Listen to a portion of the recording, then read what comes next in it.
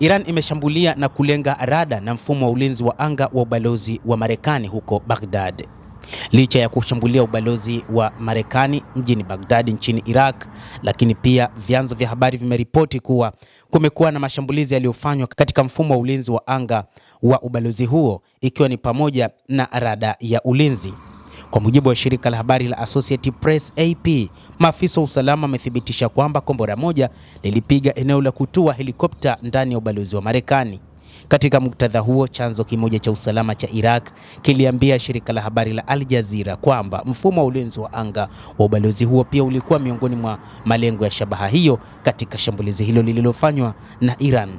Aidha, imeripotiwa kwamba rada iliyokuwa imewekwa katika ubalozi huo imeharibiwa kufuatia kuharibiwa kwa mfumo wa ulinzi wa anga wa ubalozi huo wa Marekani.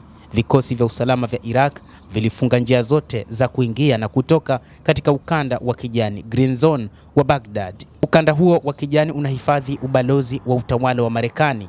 Hayo yanajiri siku moja baada ya makao makuu ya kamandi ya kati ya Marekani CENTCOM kutangaza kuanguka kwa ndege yao ya kijeshi ya kujaza mafuta angani katika eneo la magharibi mwa Iraq na kutaja tukio lingine kama hilo lililotokea nchini Saudi Arabia, lakini wanasema kuwa ni ajali tu.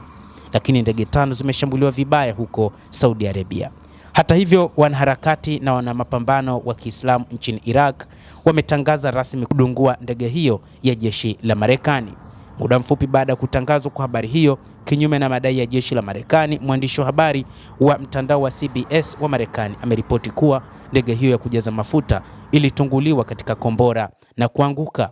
Kwa mujibu wa taarifa yake, ndege nyingine ya kujaza mafuta pia ilipigwa, lakini iliweza kufanikiwa kutua Israel. Harakati ya wapiganaji hao wa Kiislamu wa Iraq wametangaza kupitia taarifa rasmi kuwa wameidungua ndege hiyo ya kujaza mafuta ya Marekani wakati ikiwa angani katika eneo la magharibi mwa Iraq. Wanaharakati hao wamesema wapiganaji wao wametetea mamlaka ya anga ya taifa lao, wameidungua ndege hiyo katika eneo la magharibi mwa Iraq kwa kutumia makombora.